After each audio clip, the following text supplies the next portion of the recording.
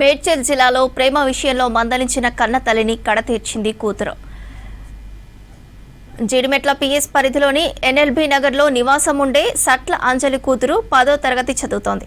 ప్రేమ విషయంలో కూతుర్ని అంజలి మందలించడంతో కోపం పెంచుకున్న కూతురు తన ప్రియుడు అతని తమ్ముడితో కలిసి తల్లిని కడతీర్చింది. గొంతు నులిమి తలపై కొట్టి హత్య చేసింది. ఘటనా స్థలాన్ని బాలానగర్ డీసీపీ సురేష్ కుమార్ పరిశీలించారు. కేసు నమోదు చేసి పూర్తి స్థాయిలో దర్యాప్తు చేస్తున్నట్లు తెలిపారు. తన సోదరిని అత్యంత కిరాతకంగా చంపిన వాళ్లను కఠినంగా శిక్షించాలని మృతురాలి సోదరి డిమాండ్ చేశారు.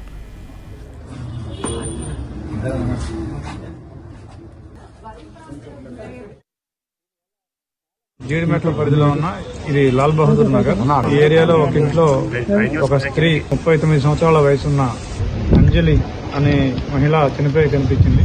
తర్వాత ఆ మృతికి సంబంధించిన కారణాలు మా సిబ్బంది ఇన్వెస్టిగేట్ చేయగా ఆరా చేయగా తెలిసింది ఏంటంటే ఈవిడికి 2 కూతుర్లు ఉన్నారు. ఒక కూతురు వయసు 16 సంవత్సరాలు.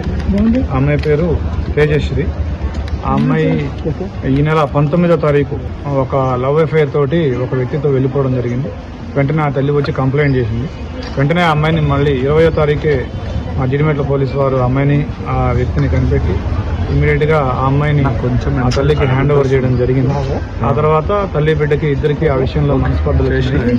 ఆ అమ్మాయి తేజశ్రీ ఎవరైతే ఉందో ఆ అమ్మాయి తల్లిని ఎట్లాగైనా అడ్డు తొలగించుకోవాల్సిందే, నేను ఆ అబ్బాయిని పెళ్లి చేసుకోవాలంటే అని చెప్పేసి ఆ అబ్బాయి ఎవరైతే ఆ అమ్మాయి ప్రేమించిన అబ్బాయి ఉన్నాడో శివ, ఇతను కట్టంగూరులో ఉంటాడు, నల్గొండ జిల్లా. ఆ శివాన్ని పిలిచి తన తల్లిని హత్య చేయవలసిందిగా పురికొల్పింది. దాంతో శివ వచ్చి యశ్వంత్ అనే వాళ్ళ తమ్ముడిని కూడా తీసుకొని వచ్చి వాళ్ళిద్దరూ కలిసి ఈవిడ్ని చున్నీతోటి గొంతుకి బిగించి చంపడం జరిగింది. So we are investigating it, we will catch the act. Shiva వాళ్ళ తమ్ముడు యశ్వంత్ ఉన్నాడు, అతనికి 17 years. శివ ఇతను ఇంటర్మీడియట్ చదువుతున్నాడు, యశ్వంత్ కూడా చదువుకున్నాడు. వీళ్ళిద్దరికి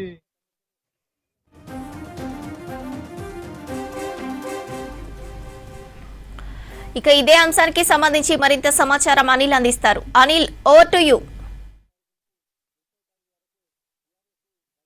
ప్రియుడితో కలిసి కన్న తల్లిని అతి కిరాతకంగా చంపిన ఘటన జీడిమెట్ల పోలీస్ స్టేషన్ పరిధిలో చోటు చేసుకుంది. తల్లిని అతి కిరాతకంగా తేజశ్రీ అదేవిధంగా తన ప్రియుడు శివతోని కలిసి నిన్న సాయంత్రం సమయంలో తల్లి అంజలిని అతి కిరాతకంగా ఎవరు లేని సమయంలో ప్లాన్ చేసుకొని చంపిన ఘటన అయితే జీడిమెట్ల పోలీస్ స్టేషన్ పరిధిలో చోటు చేసుకుందని. అయితే ఈ ఘటనకు సంబంధించి మనతో పాటు మాట్లాడడానికి తన చెల్లెలు కూడా ఉన్నారు.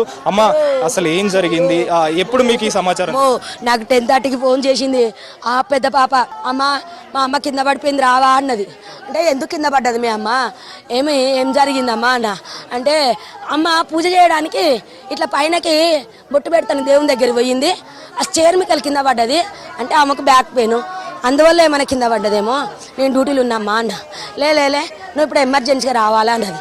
అమ్మ, నేను ఈ టైము డ్యూటీలో నాకు ఇప్పుడు ఎవరన్నా ఉండాలి, లేకపోతే నేను రాలేను బిడ్డ అంటే చిన్న పాప ఫోన్ చేసింది. పెద్దమ్మ రక్షించ మమ్మల్ని సాదు, మా అమ్మ లేస్తలేదు, 2 గంటలైంది పెద్దమ్మ నాటకం ఆడుతుంది, ఇది నువ్వు తొందరగా రా పెద్దమ్మ అన్నది. సరే బిడ్డ నేను వస్తున్నా అని చెప్పి నేను గుండ్లపోచంపల్లి నుంచి బండి వేసుకొని నేను నా 2 బిడ్డలు వచ్చినాం. మేము వచ్చేటప్పటికి మాతో పాటు పోలీసులు కూడా అప్పుడే 2 times నచ్చిన బిడ్డ 100 calls చేసిందంట, 108 చేసిందట. అప్పటికి నా చెల్లె కొనుపురుతో ఉందంట, ఎవరు రాలేదు. అమ్మ, నీవు మమ్మీ ఫ్రెండ్ని తీసుకొని రాపమ్మని చెప్పి ఫస్ట్ చిన్న అమ్మాయిని తోలిందట, పెద్ద అమ్మాయి ఈమె పూజ చేస్తుందట. మా మమ్మీ ఇప్పుడైతే నీకు దొరుకుతుంది, మనకు తెల్లారితే డాక్టర్ టెస్టులు ఉంటాయి, నువ్వు నిద్దరం కలిసిపోయినాం కదా, ఆ డాక్టర్ టెస్టులు బయట పడతాయి, అందువల్ల మనం జైలుకే పోతామో ఏమవుతుందో, ఇప్పుడు మా అమ్మని చంపేస్తేనే మనం రేపు బయటికి వెళ్ళిపోవచ్చు అని ప్లాన్తో అబ్బాయికి ఫోన్ చేసిందట. అమ్మాయి ఫోన్ చేస్తే వాడు వాళ్ళ తమ్ముడు వాళ్ళ అమ్మ ముగ్గురు వచ్చిళ్ళంట.